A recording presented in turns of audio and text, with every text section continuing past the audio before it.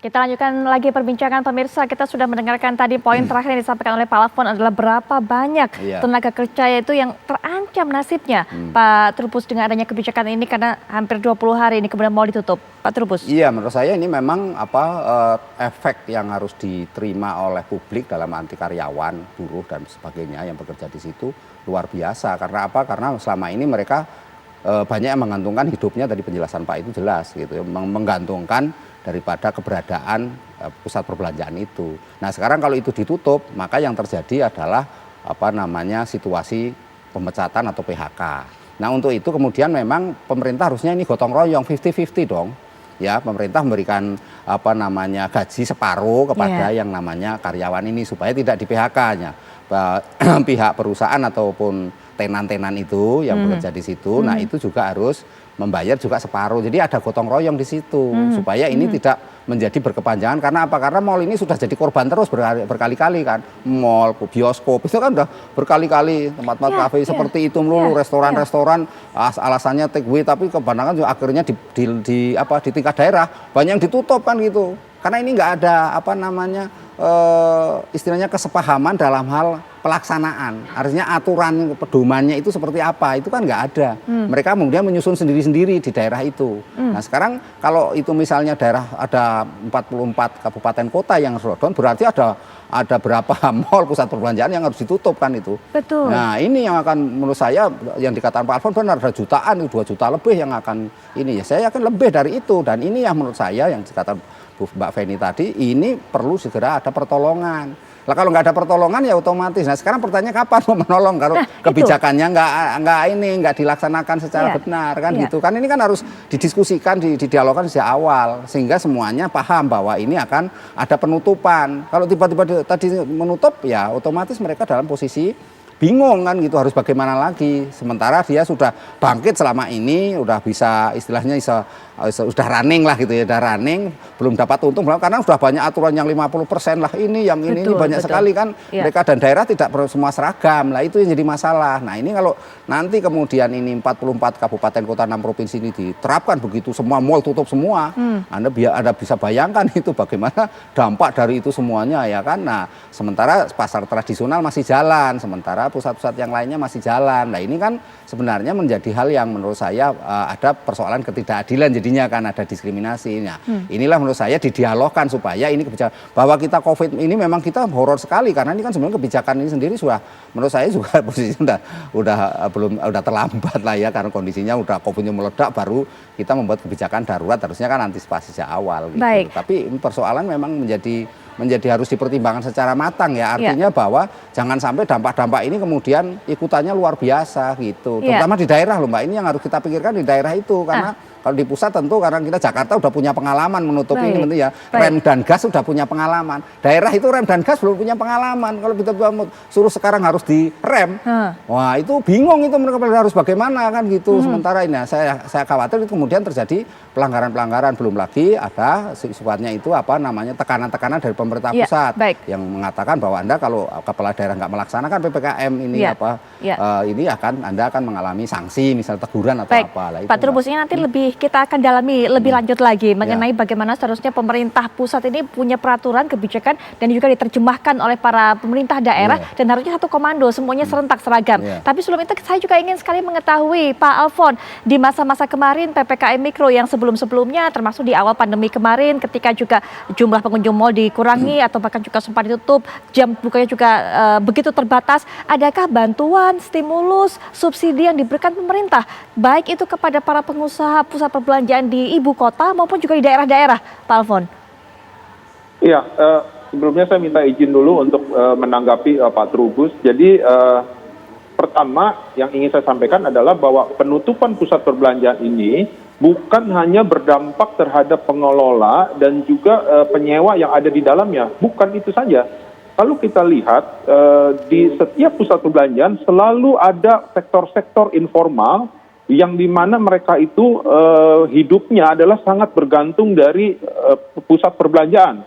Contoh misalkan kos-kosan, itu banyak sekali di lingkungan sekitar pusat perbelanjaan dimanapun itu ada kos-kosan karena mereka untuk menampung para karyawan.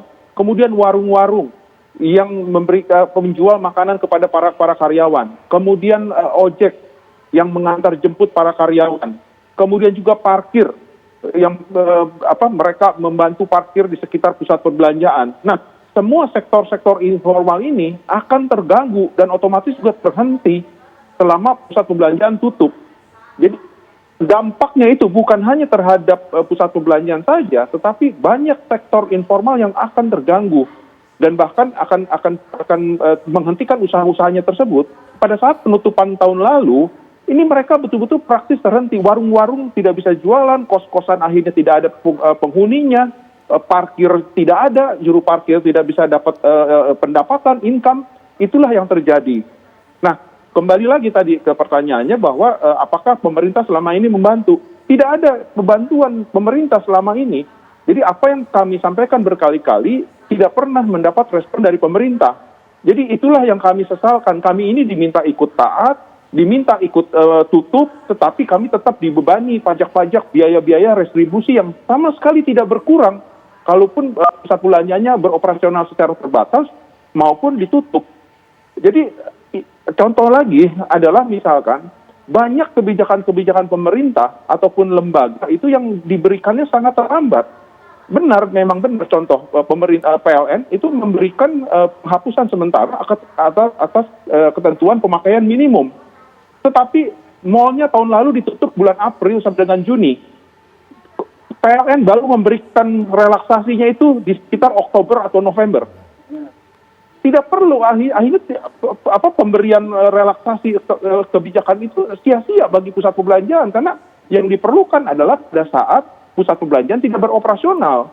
Kalau sudah beroperasional meskipun dengan kapasitas 50%, pasti pemakaian listriknya sudah di atas minimum. Jadi banyak sekali kebijakan-kebijakan pemerintah yang sangat terlambat. Jadi bagi pusat perbelanjaan itu sudah tidak ada artinya lagi. Contoh lagi, beberapa hari yang lalu pemerintah memberikan informasi, ini baru sekedar informasi, saya tidak tahu kepastiannya, bahwa akan membebaskan pajak atas sewa di pusat perbelanjaan. Kan menjadi percuma, pajak dibebasin tetapi tokonya ditutup. Bayar sewa saja tidak sanggup gitu loh. Jadi mau bayar sewa aja tidak bisa, apalagi bayar pajaknya gitu loh. Jadi kadang-kadang makanya kebijakannya ini tidak sinkron gitu loh.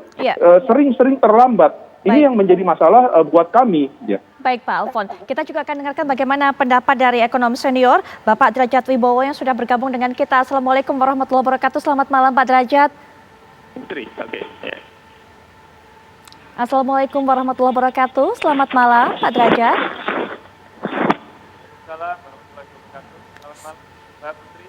Sepertinya masih ada kendala komunikasi, saya tidak bisa dengan jelas mendengar suara Pak Derajat. Ya, suara saya jelas. Baik, sekarang alhamdulillah sudah bisa. Selamat malam Pak.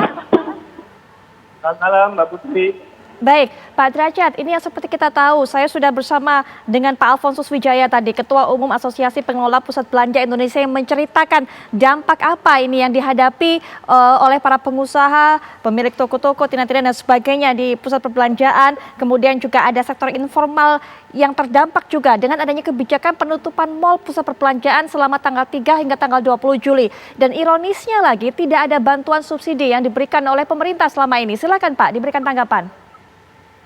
Iya, kalau dampak akan sangat negatif ya terhadap mal, kemudian semua kegiatan kunjungan dari restoran segala pasti akan negatif. Tapi memang berbagai model kan bahwa kalau satu atau satu wilayah dengan public health itu efeknya bagus. Nah, jadi secara keseluruhan itu yang dilakukan malah ketat ini karena pembatasan dari luar negeri itu. Nah, persoalannya adalah bagaimana cara efek terhadap pelaku bisa dikurangi di semua negara.